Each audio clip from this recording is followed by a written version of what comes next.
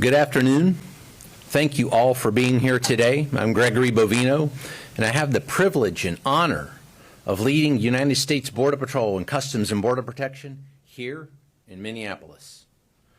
Some of those brave men and women of Border Patrol and Department of Homeland Security law enforcement join me here today to show support for all federal law enforcement who have been under constant attack in Minneapolis for weeks now.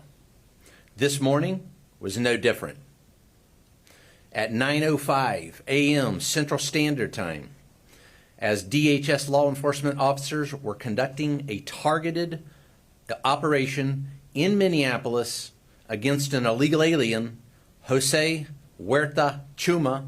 You can see this illegal alien on the screen to my left and right. That is Jose Huerta Chuma, whose criminal history includes domestic assault to intentionally inflict bodily harm, disorderly conduct, and driving without a valid license. During this operation, an individual approached U.S. Border Patrol agents with a 9mm semi-automatic handgun. The agents attempted to disarm the individual, but he violently resisted. Fearing for his life and the lives and safety of fellow officers, a Border Patrol agent fired defensive shots. Medics on the scene immediately delivered medical aid to the subject, but the subject was pronounced dead at the scene. The suspect also had 2 loaded magazines and no accessible ID. This looks like a situation where an individual wanted to do maximum damage and massacre law enforcement. Then, about 200 rioters arrived at the scene and began to obstruct and assault law enforcement. Crowd control measures have been deployed for the safety of the public and law enforcement. This situation is evolving and more information is forthcoming. The officer was highly trained and had been serving as a Border Patrol agent for 8 years. The officer has extensive training as a range safety officer and less lethal officer. As mentioned, this is only the latest attack on law enforcement. Across the country, the men and women of DHS have been attacked, shot at, doxxed, had their family members threatened, and, as we have seen, more than 100 vehicle rammings over the past year against federal law enforcement.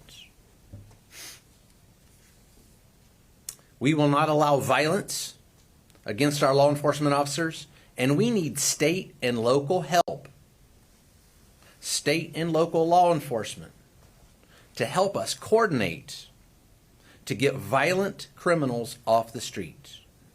Mayor Fry and Chief O'Hare just a few minutes ago did the opposite of that by omitting the fact that the suspect had a gun and magazines full of ammunition. In what looks like a situation, again, where an individual wanted to do maximum damage and massacre law enforcement. I want to reiterate what President Donald Trump, Secretary Kristi Noem, myself, Director Marcos Charles, and so many others have said time and again. If you obstruct a law enforcement officer or assault a law enforcement officer, you are in violation of the law and will be arrested. Our law enforcement officers take an oath to protect the public.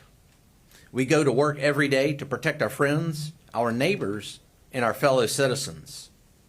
The fact of the matter is that the law does not enforce itself. It takes men and women who are willing to risk their lives to enforce it.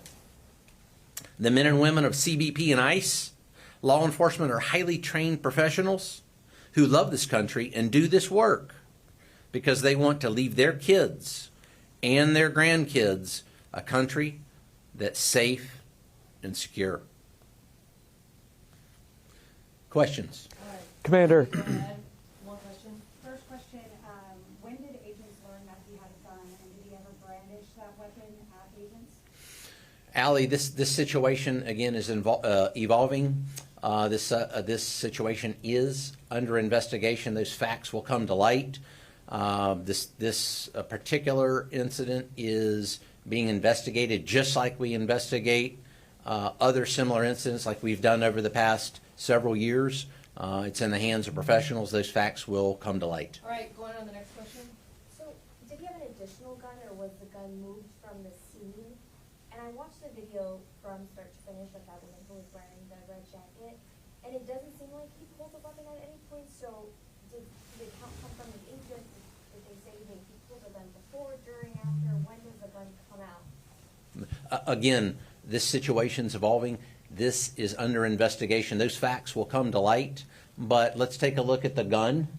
You can see the gun here on the screen there that individual possessed.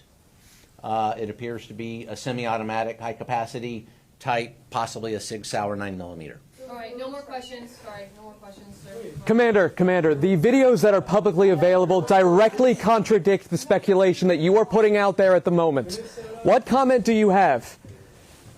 Commander, there is no video supporting the way that you are addressing this issue.